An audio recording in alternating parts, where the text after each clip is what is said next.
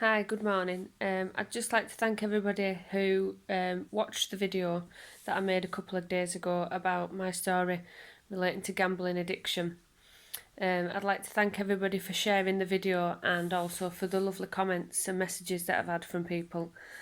I'm very passionate about highlighting gambling addiction and the dangers of gambling addiction, and especially female gambling addiction, because it's very much seen as a male dominated addiction, and sort of bookmakers are seen as very much a male dominated arena. And I sort of said in the previous video that sort of some support services like GA years ago, when I was sort of trying to get help, were very much male dominated arenas. And I know that's changed, and I know that there is some females that do attend GAs now, and also that support services and help is much more available now than years ago.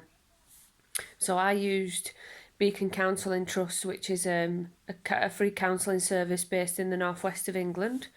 I've also sort of done some work, and the last video I did on YouTube was supporting the Northern Gambling Clinic, which was based in Leeds at the time. They're now in Sunderland and Manchester.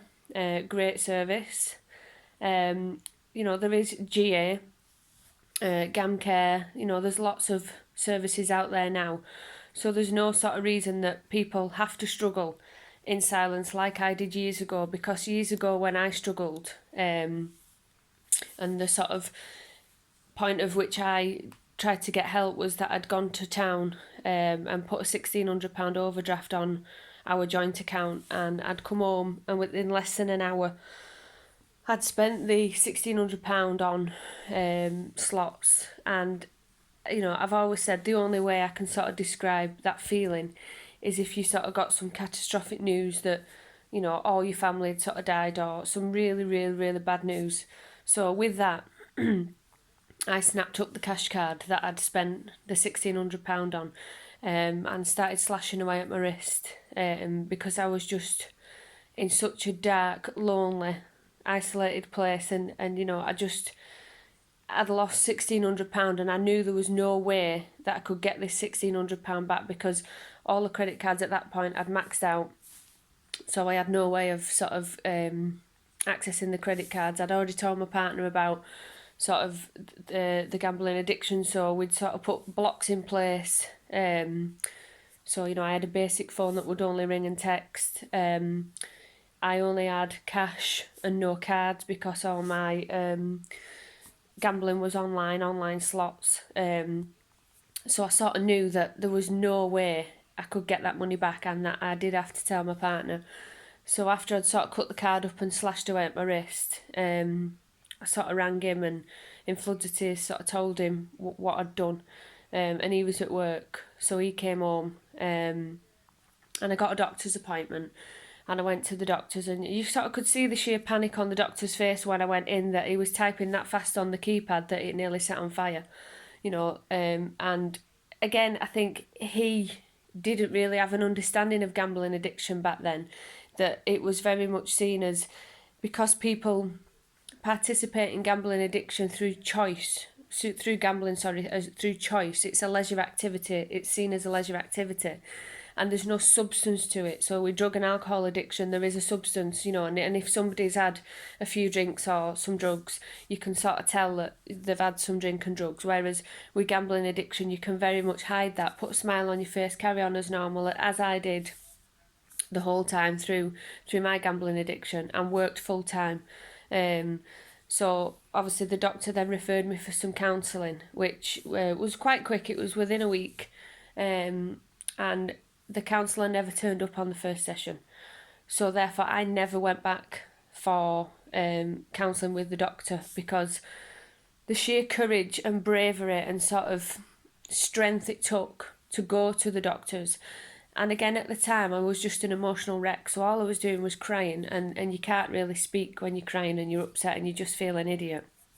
So I couldn't find that strength then within myself to go to the doctors again and sort of, get the help that I needed. So for probably another 18 months, 2 years, I carried on gambling, racked up more debt and made my mental health even worse. You know, as I'd said last time, that I got to the point that I was suicidal. I used to think I'll just get in the car and go wrap the car around a tree, because there's then only me and the tree going to get hurt, and I'll be out of this black hole that, you know, it's just, I couldn't see a way out of it. So for me, the only sort of thought process was, if I just end my life, then I don't have to be in this situation and battle it every single day.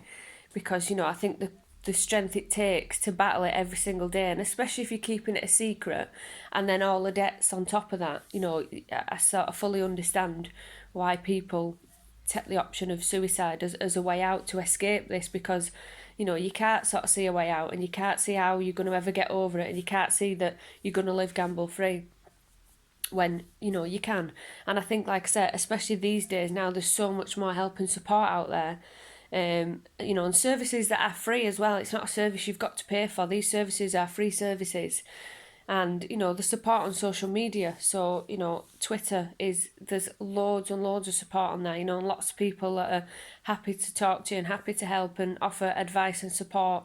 You know, so I sort of say, don't suffer in silence. You know, there is the help out there these days that there wasn't years ago when I was trying to get help. So, you know, there is no excuse to sort of sit and think, you know, I can't do this. And yeah, I understand the shame and the guilt and the stigma and the embarrassment about sort of telling people that you've got a gambling addiction, because, you know, very much still I think it's not seen and understood as the addiction that it is. I think, you know, lots of people sort of understand drug and alcohol addiction.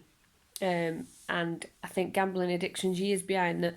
People, again, like I said, because people think that you do it through choice, it's something you choose to partake in, and it's seen as a leisure activity. And again, I think because it's been normalised that these adverts that are on the telly, all singing, all dancing, glamorising gambling, and these celebrities that endorse these sites that sort of make it, you know, everyone's a winner. Well, no, not everyone is a winner. And, you know, there's people whose family have killed themselves and taken their own life as a direct result of gambling addiction. I'm sure they'll tell you that not everyone is a winner. You know, so again, this is something that one of my campaigns that I have at the minute on change.org, and if people can sign and share it, I would really, really appreciate it. That, you know, it might not impact you, and, you know, it might be too late for you, but these adverts that are on the television, that are on the radio, that are on social media, normalising gambling to young people and glamorising it, and, you know, deposit £10 and we'll give you 60. Well, for people that are, you know, on the breadline and using food banks, who might have only £10 left to feed the family or to put gas and electric on, you know, £10 then turned into 60 is quite, you know, a lot of money, and it's quite a sort of a carrot, really, isn't it, that people are thinking, well, you know, if I spend this 60, you know, £60 a lot of money, and, well, you don't get the 60 because, you know, there'll be wagering requirements and things with it. And then if they go on and they lose the money, you know, I just think these adverts they shouldn't be on the telly, you know, they shouldn't be on the radio, and they shouldn't be on social media platforms enticing people in. And I think we need a ban on these adverts on the television. We need celebrities to stop endorsing these sites. So, you know, your likes of Paddy McGuinness, who is a very well-known celebrity and very well-loved celebrity, you know, and Ant and Dec at one point that was, you know, advertising gambling products, and one of them's been in rehab, not for gambling addiction, but has been in rehab for addiction to prescribed drugs, you know, or over-the-counter drugs.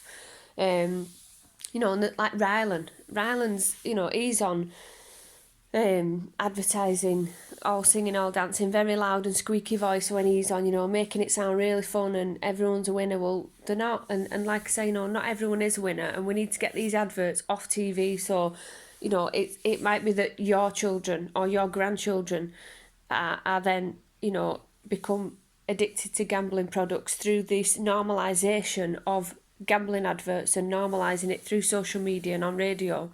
So I'd just ask people, if they can, to go on change.org or go on my Twitter.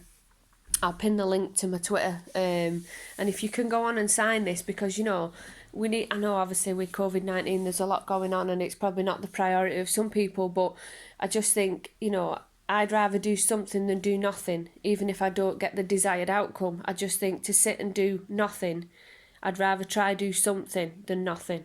So I would just ask for people's help and support with that. If people can support me and can sign the change.org sort of campaign, and we try to get these adverts banned, that's great.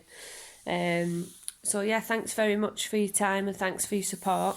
I'm going out cycling today. I'm going to go do my daily exercise on my bike because, again, I think one thing that I really missed when I sort of became addicted to gambling, I just used to sit in for 8 hours a day playing the laptop, playing slots all day, every day, and really neglected myself, you know, my personal care and my physical sort of health and well-being, because I was really active and fit before this, and with mental health and with sitting in and doing nothing and isolating myself, I sort of lost my way a bit really and put weight on, and yeah, it wasn't really a good time. So I'm now sort of trying to get back into that healthier lifestyle and get a bit of this weight off and live my best life, as they say. So yeah, thanks very much again. Cheers everyone.